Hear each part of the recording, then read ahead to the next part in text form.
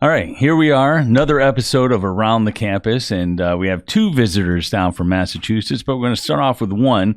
This is Justin. Justin came down from Mass to take the course. When did you take the class? Took it last winter, so it was the November class of class 2020. All right, so basically you are just now at like 1 year. Yeah, just about a year. Can you believe that a year ago you started here at the school? And we were in the midst of COVID, right? Yes. So your class was actually, all your classmates were in class, but we were doing the classes online. Right. Yeah. Right. So, all right, let's even rewind before that. Tell me, what made you think about coming to the school? What was the thought process? So I knew I wanted to do broadcast media in some way, but right. I've never been a school guy. I've never been a 4-year school guy, homework guy, paperwork guy. That's just never how I've been. And when I heard about CSB, I was like, oh, it's all hands-on. It's kind of quick. And, you're learning from industry professionals. So it made the most sense for me. And we were originally supposed to go to the Newton campus, and then we ended up here. Right. And so when you came down for the actual training, you guys stayed in a Airbnb. Correct. And we had a blast. so you kind of had the college experience to some degree because you were away from home. You were living on your own in the Airbnb and, I think having a good time from what I remember. We had a blast. So what did you think of the school? Like when you first heard about the school and then you actually attended the school, did it meet your expectations? Was it what you thought it was going to be? So when we first toured it, it was just we did it with you and you took us through the school and we were like, wow, this has all the tools. It's got all the stuff to be successful. They give you everything. They give you the studios. And you preach it the whole time. It's about the time you put in. Right. And so when we came, it was kind of like we knew it was going to be remote and we weren't sure if it was going to be the same experience because it was remote. And it really made no difference. It worked out for us, and we had a great time. So now let's fast forward to end of class. You graduate the program, and what did you start to do? What was your path? How did you start getting going? Yeah, so as soon as I graduated the program, I started looking at jobs the day after. As soon as we finished the final, as soon as we kind of finished the course, I was ready to go. So I started applying left and right wherever I could, and I learned got a couple of job opportunities, different news jobs, and one that really stuck out to me was WEEI Sports Radio, and that's the one I went with. Yeah. So, you did the resume. You got your resume built. You got your cover letter done. And did Maxwell help you out with that? Yeah. So the instructors were great. Between Walter, Joe, and Maxwell, all of them got a say in the resume, in the cover letter, and they really kind of showed gave the pointers of what to do. All right. So now you got that done. And now just talk about the actual job hunting process and talk about it in reality, meaning because I remember you came down a couple of times and at one point you were getting frustrated with things. Yeah. In reality, it's all about patience. I mean, I was getting frustrated and we were a month and a half into it. Right. And during a COVID time where, work was hard to find at the time. And especially in the industry that's tough to break into.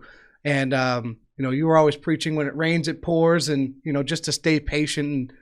And you're absolutely right. Once it started to rain, it started to pour. I just had job opportunities coming in, and they just kept coming. Definitely patience is the big thing. And you just got to keep sending out the resumes. You can't get discouraged. That's the biggest thing. You always have to just stay on top of it and keep your head up. I mean, You'll definitely hear no from people, and I heard no from a couple of people, but in the end, it's worked out so far. Right. So, how many interviews did you go on before EEI? So I did 3 interviews before EEI. Right. So I did ABC 6 in Providence, Channel 7 in Boston, and I did one more with a podcast company in Rhode Island. Right. So would you say it's kind of, again, work ethic, passion, and everything else that kind of keeps you driving and wanting to do more to get into the business and everything else like that? Yeah, absolutely. I mean, when you know what you want to do, and if you really truly want to do it, then you don't mind working long days. In some cases, not great hours. Just working to get to that next level and get to where you want to be, and kind of just embraced it. Right. And at one point, I think the first time you came down, you did an air shift for IROC or something like that. And you were talking to me about, trying to get these jobs lined up. You didn't hear back from EEI. You were waiting to hear from them. And then at the same day, you actually got a call from Public Access Station or something like that? Yes, I'm still there. Yeah, so I had reached out to the program director at our Public Access Station in the town I'm from in Braintree, Massachusetts. And I just reached out. I said, if you guys need any play-by-play commentators or really anything with the sports, I'm totally interested to do it.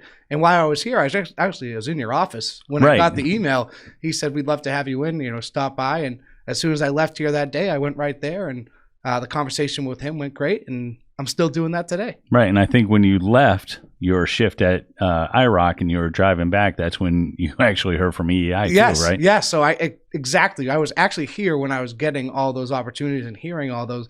It was funny because I was driving home and I was listening to IROC, just kind of waiting for my shift on IROC to be there. And I got the email from EEI.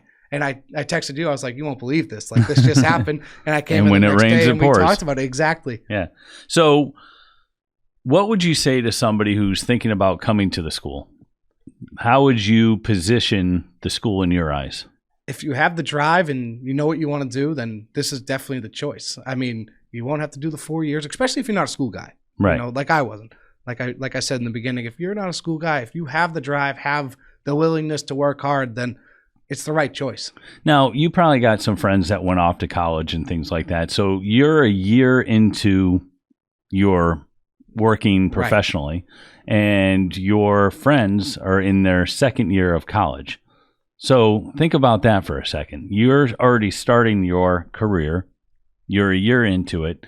They'll have 2 more years of college and then start looking for a job.